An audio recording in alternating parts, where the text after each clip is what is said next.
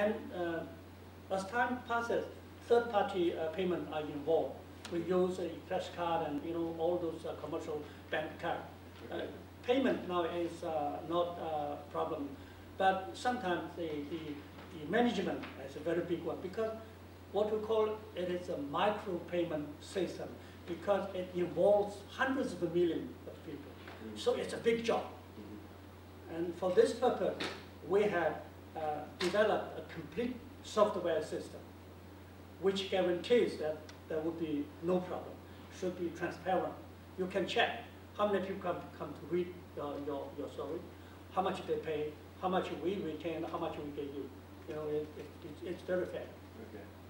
And my second question is that now that you have a sort of successful and proven business model to trade online textual content, have you considered any other type of content to be sort of pushed through the same type of system, for instance, music or films or any other content than textual content? We have content not only of our own. By setting up this, not only setting, but sometimes we acquire a website, we can collect our content. But at the same time, we have a very big budget, several dozens of million yuan to acquire bestseller copyright from the publishers. We also have copyright of digital magazines, several thousand, and even some of the newspaper. So our content is very rich. I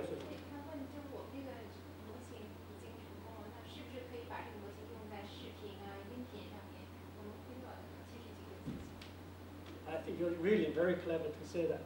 Actually, people are doing that. Vision, some companies doing vision program adopted our model. They are doing that. They set up a website. They collect not writing stories, vision. For example, this morning you went to pavilion number 6. I find something interesting. You shoot, some digital things, and then you send to the website. By doing this, the website can collect, millions of pieces of, very interesting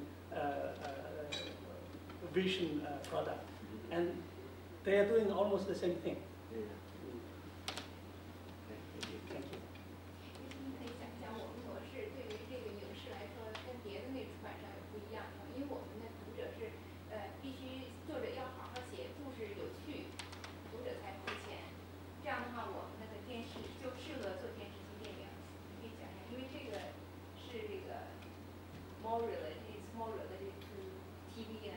Well, my assistant said that to make the whole thing successful, you have to guarantee that the stories are very successfully written. It must be very interesting, because a lot of people have a lot of choices nowadays. They can watch TV. They can.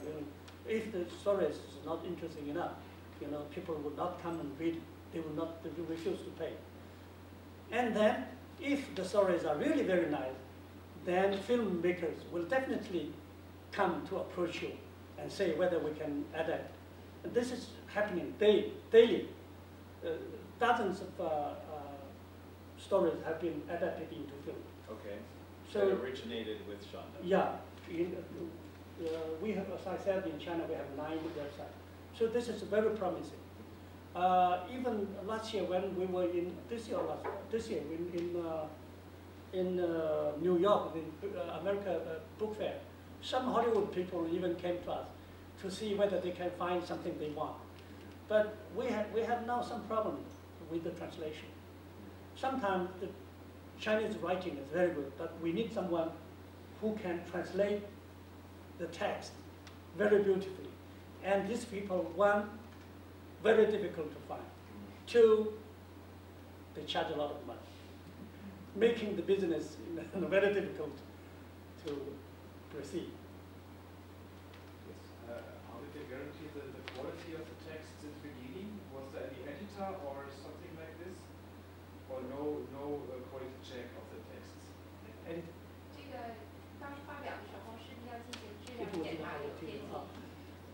Yes. there is a process where editors would read parts, not everything, not fully, part of the story. Because the low threshold, the amount of stories are coming there in great number. We can never have that many editors to read everything. That would kill the business. So we have a group of editors. They sit before their computers. They read the first 2 or 3 chapters and say, ah, this is good enough, let it go, and green light. And if the editor finds it, oh, what is this? You know, it's not qualified enough, turn it down. So about 10%, 10 to 15% are turned down. Of course, because the low threshold, because it is not fully checked by the editor, sometimes there would be something that objectionable, you know, not very decent, either obscene or pornographic or anyway, something that is not. People like us, you will never be happy to see your 5-year-old, 10 years old daughter to read something like that. You know, it is internationally accepted rule. So this is a headache for us too. But to solve this problem, I personally started a group of editors, especially doing the job. They do nothing. They only like a policeman, you know, observing the traffic. They do only this job. They enter, log on whichever website under our banner. As soon as they find something not very good, they get it deleted. In the early days, there were too much obscene or pornographic thing. But as time passes, the young people know that even though they write, we'll get it deleted. That's why there are less and less. Let me ask you, just now I'm curious. I've definitely heard different explanations of this. And of course, you and I are not even of the generation who are really writing the stories. But what is it about, what is compelling so many Chinese youths to do this? I mean, this is, and I've heard various explanations because, you know, there's hiding their computer use from their grandparents who are looking after them while their parents are at work. You know, this is one explanation I've heard. So there's a sort of cultural explanation, but I'm curious if you have a sense. I'm curious too. Okay. Even I myself can hardly find the solution, the answer to this question. Why online stories, digital publishing, you know, mobile reading can be so hard in China? As I mentioned in several occasions, if China is lagging behind as compared with the Western developed countries in traditional publishing, in science and technology and things like that. But we are definitely not lagging behind in digital publishing, especially in this new model. We created a few young people created it. The thing is that I can hardly imagine how this can be so popular. Of course, because of Beijing, the big cities in China, very bad traffic. That you may know, you may not know. Each day, young people have to be on the train, you know, for more than 2 hours, sometimes 3 hours. Okay. And the only thing they can do is to read their mobile phone. A few would read e-book. Many would read mobile phone.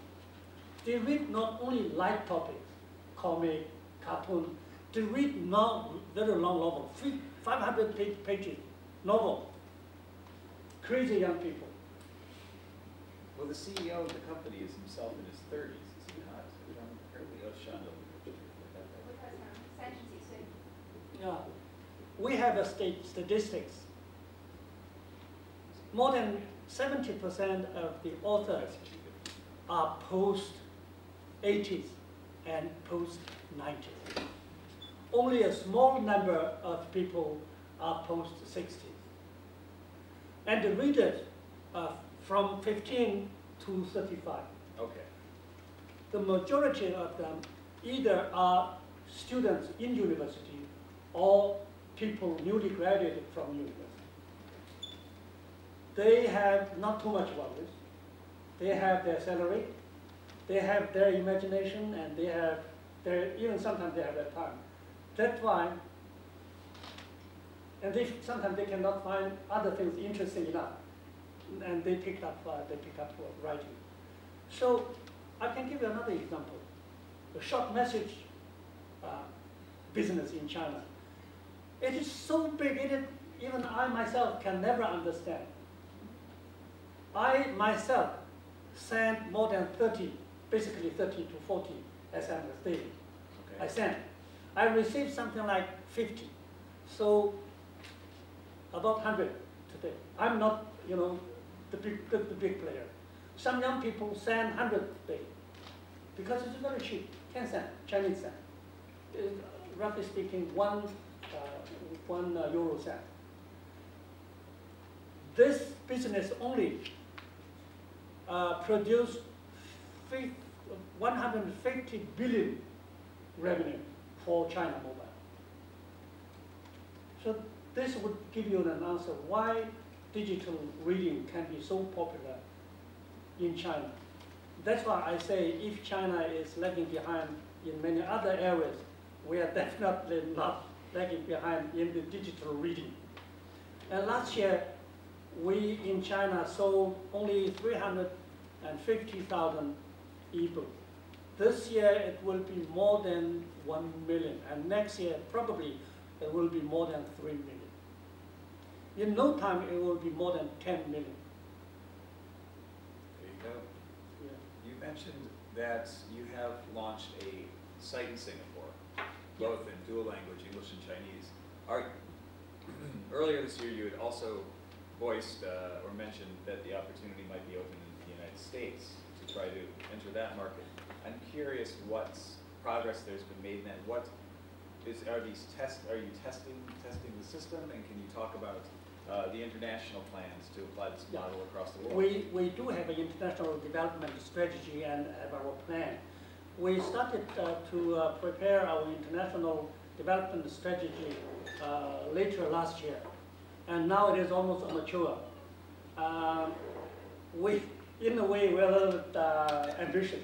Sure. We want to cooperate successfully this model throughout the country, not by regions and countries, but by languages. Okay. The English language, for example, and the French language, and then maybe Portuguese and Spanish, because these are even maybe the German language is still 200 million something globally. So we shall start different language website. Our first language website, bilingual language website, Chinese and English, was set up in June in Singapore. Our second one will be in San Francisco, America. Yes. According to our original plan, it should be open sometime at end this year. But we want to get ready fully. That's why we postponed it a little bit. But anyway, our plan is there. We'll go to the US and set up our second website. It is also a bilingual one because we have more than several million overseas Chinese living in North America. Right. At the same time, we are aiming for the local English speakers so that we can collect, English novels. Well, we have done a very good study or feasibility study by which we know that several 100,000 works, literary works, cannot be published by the publisher houses because the threshold is very high. So we believe that these works will come into our website when we are there. Have we any other questions, anybody? I think our time is up, and I don't want to delay the next session. So thanks a lot for coming. We hope you all enjoy the Storydrive sessions, and we have